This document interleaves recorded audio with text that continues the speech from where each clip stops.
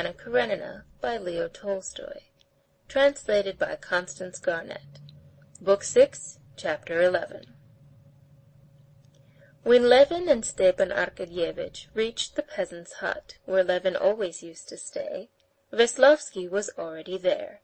He was sitting in the middle of the hut, clinging with both hands to the bench from which he was being pulled by a soldier, the brother of the peasant's wife, who was helping him off with his miry boots. Veslovsky was laughing his infectious, good-humored laugh.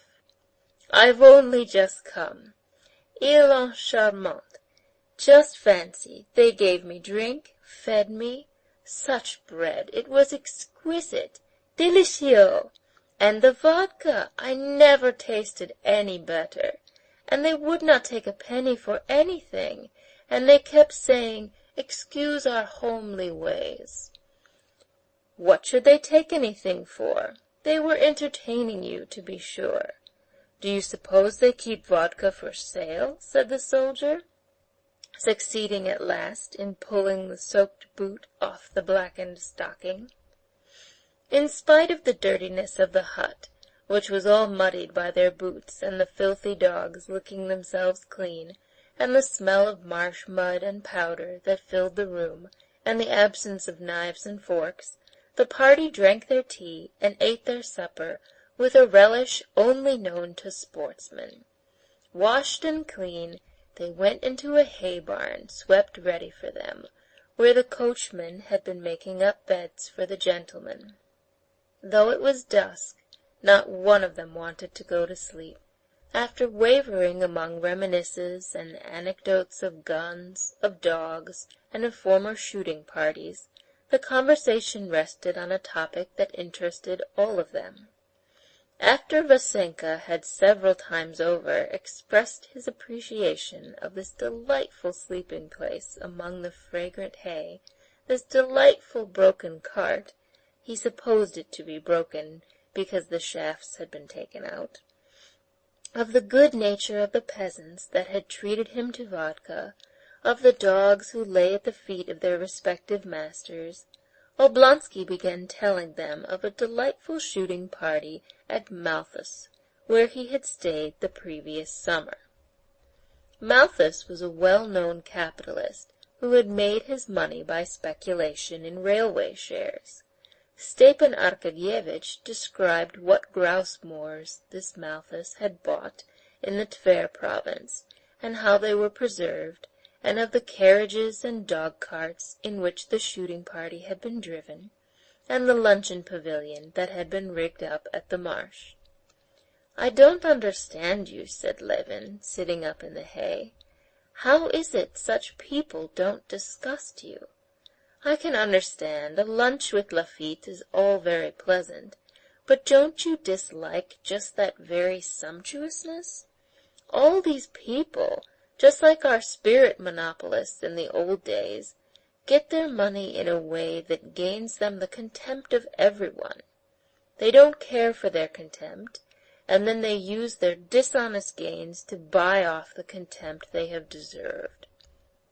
"Perfectly true," chimed in Vasenka Veslovsky. "Perfectly. Oblonsky, of course, goes out of bonhomie, but other people say, 'Well, Oblonsky stays with them.'" "Not a bit of it." Levin could hear that Oblonsky was smiling as he spoke. "I simply don't consider him more dishonest than any other wealthy merchant or nobleman. They've all made their money alike, by their work and their intelligence." "Oh, by what work? Do you call it work to get hold of concessions and speculate with them?" "Of course it's work. Work in this sense, that if it were not for him and others like him, there would have been no railways. But that's not work like the work of a peasant or a learned profession." "Granted, but it's work in the sense that his activity produces a result, the railways. But of course you think the railways useless." "No, that's another question. I am prepared to admit that they're useful. But all profit that is out of proportion to the labor expended is dishonest." But who is to define what is proportionate? Making profit by dishonest means, by trickery, said Levin, conscious that he could not draw a distinct line between honesty and dishonesty. Such as banking, for instance, he went on. It's an evil, the amassing of huge fortunes without labor, just the same thing as with the spirit monopolies. It's only the form that's changed. Le roi est mort, vive le roi. No sooner were the spirit monopolies abolished than the railways came up, and banking companies. That, too, is profit without work. Yes, that may all be very true and clever. Lie down, Krak, Stepan Arkadyevitch called to his dog, who was scratching and turning all over the hay. He was obviously convinced of the correctness of his position, and so talked serenely and without haste. But you have not drawn the line between honest and dishonest work. That I receive a bigger salary than my chief clerk, though he knows more about the work than I do, that's dishonest, I suppose? I can't say. Well, but I can tell you, you're receiving some 5,000, let's say, for your work on the land, while our host, the peasant here, however hard he works, can never get more than 50 rubles, is just as dishonest as my earning more than my chief clerk, and Malthus getting more than a station-master. No, quite the contrary. I see that society takes up a sort of antagonistic attitude to these people, which is utterly baseless, and I fancy there's envy at the bottom of it. No, that's unfair, said Veslovsky. How could envy come in? There is something not nice about that sort of business. You say, Levin went on, that it's unjust for me to receive 5,000, while the peasant has 50. That's true. It is unfair, and I feel it, but it really is. Why is it we spend our time riding, drinking, shooting, doing nothing, while they are forever at work? Said Vasenka Veslovsky, obviously for the first time in his life reflecting on the question, and consequently considering it with perfect sincerity. Yes, you feel it, but you don't give him your property, said Stepan Arkadyevitch, intentionally, as it seemed, provoking Levin. There had arisen of late something like a secret antagonism between the two brothers-in-law, as though, since they had married sisters, a kind of rivalry had sprung up between them as to which was ordering his life best, and now this hostility showed itself in the conversation, as it began to take a personal note. I don't give it away, because no one demands that from me, and if I wanted to, I could not give it away, answered Levin, and I have no one to give it to. Give it to this peasant. He would not refuse it. Yes, but how am I to give it up? Am I to go to him and make a deed of conveyance? I don't know, but if you are convinced that you have no right, I'm not at all convinced. On the contrary, I feel I have no right to give it up, that I have duties both to the land and to my family. No, excuse me, but if you consider this inequality is unjust, why is it you don't act accordingly? Well, I do act negatively on that idea, so far as not trying to increase the difference of position existing between him and me. No, excuse me, that's a paradox. Yes, there's something of a sophistry about that, Veslovsky agreed. Ah, our host, so you're not asleep yet, he said to the peasant who came into the barn, opening the creaking door. How is it you're not asleep? No, how one is to sleep? I thought our gentlemen would be asleep, but I heard them chattering. I want to get a hook from here. She won't bite, he added, stepping cautiously with his bare feet. And where are you going to sleep? We're going out for the night with the beasts. Ah, what a night, said Veslovsky, looking out at the edge of the hut, and the unharnessed wagonette that could be seen in the faint light of the evening glow in the great frame of the open doors. But listen, there are women's voices singing, and on my word, not badly, too. Who's that singing, my friend? That's the maids from hard by here. Let's go, let's have a walk. We shan't go to sleep, you know. Oblonsky, come along. If one could only do both, lie here and go, answered Oblonsky, stretching. It's capital lying here. Well, I shall go by myself, said Veslovsky, getting up eagerly and putting on his shoes and stockings. Good-bye, gentlemen. If it's fun, I'll fetch you.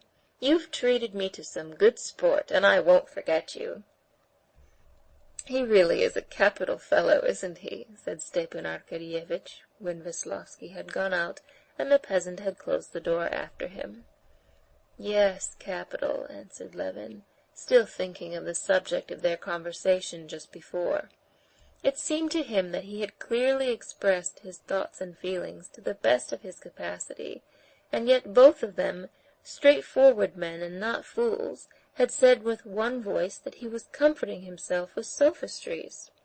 This disconcerted him. It's just this, my dear boy. One must do one of two things. Either admit that the existing order of society is just, and then stick up for one's rights in it, or acknowledge that you are enjoying unjust privileges, as I do, and then enjoy them and be satisfied. No, if it were unjust, you could not enjoy these advantages and be satisfied. At least I could not. The great thing for me is to feel that I am not to blame. What do you say? Why not go after all? Said Stepan Arkadyevitch, evidently weary of the strain of thought. We shan't go to sleep, you know. Come, let's go. Levin did not answer.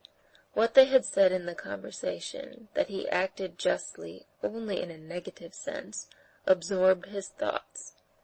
Can it be that it's only possible to be just negatively? He was asking himself. How strong the smell of the fresh hay is, though, said Stepan Arkadyevitch, getting up. There's not a chance of sleeping. Vasenka has been getting up some fun there. Do you hear the laughing in his voice? Hadn't we better go? Come along. No, I'm not coming, answered Levin. Surely that's not a matter of principle, too, said Stepan Arkadyevitch, smiling, as he felt about in the dark for his cap. It's not a matter of principle, but why should I go? But do you know you are preparing trouble for yourself, said Stepan Arkadyevitch, finding his cap and getting up. How so? Do you suppose I don't see the line you've taken up with your wife? I heard how it's a question of the greatest consequence, whether or not you are to be away for a couple of days shooting. That's all very well as an idyllic episode, but for your whole life that won't answer. A man must be independent. He has his masculine interests. A man has to be manly, said Oblonsky, opening the door. In what way? To go running after servant girls? Said Levin. Why not, if it amuses him? Ce n'est pas conséquence. It won't do my wife any harm, and it'll amuse me. The great thing is to respect the sanctity of the home. There should be nothing in the home. But don't tie your own hands. Perhaps so, said Levin dryly, and he turned on his side. Tomorrow, early, I want to go shooting, and I won't wake anyone, and shall set off at daybreak. Messieurs, venez vite! Then they heard the voice of Veslovsky coming back. Charmante! I've made such a discovery. Charmante, a perfect Gretchen, and I've already made friends with her. Really, exceedingly pretty, he declared in a tone of approval, as though she had been made pretty entirely on his account, and he was expressing his satisfaction with the entertainment that had been provided for him.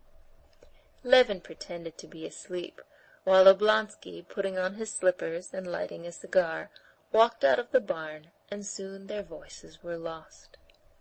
For a long while Levin could not get to sleep. He heard the horses munching hay. Then he heard the peasant and his elder boy getting ready for the night, and going off for the night watch with the beasts. Then he heard the soldier arranging his bed on the other side of the barn with his nephew, the younger son of their peasant host.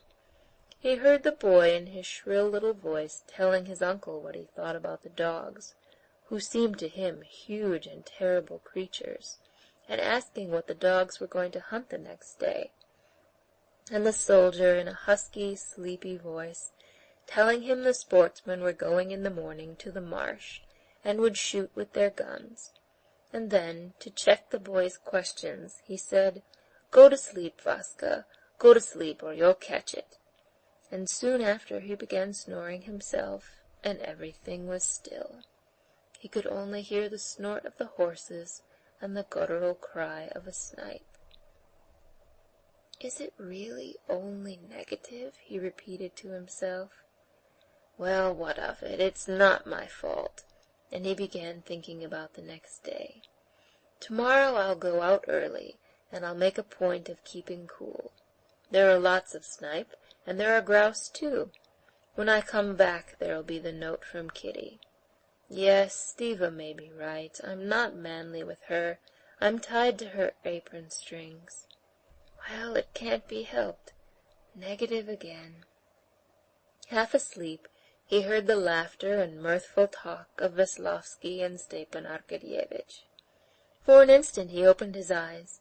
The moon was up, and in the open doorway, brightly lighted up by the moonlight, they were standing talking. Stepan Arkadyevitch was saying something of the freshness of one girl, comparing her to a freshly peeled nut, and Veslovsky with his infectious laugh was repeating some words, probably said to him by a peasant. "Ah, you do your best to get round her." Levin, half asleep, said, "Gentlemen, tomorrow before daylight," and fell asleep. End of chapter 11. Recording by Jill Wesolowski.